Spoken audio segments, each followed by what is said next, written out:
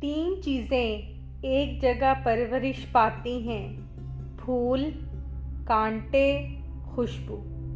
تین چیزیں پردہ چاہتی ہیں: کھانا، عورت، دولت۔ تین چیزیں چھوٹی نہ سمجھیں: قرض، مرض اور فرض۔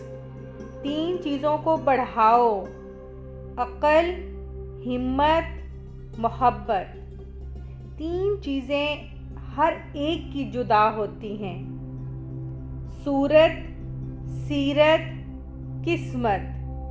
تین چیزیں بھائی کو بھائی کا دشمن بنا دیتی ہیں: زن، زر، زمین۔ تین چیزیں حافظے کو قوت دیتی ہیں: روزہ، مسواک، تلاوت قرآن مجید۔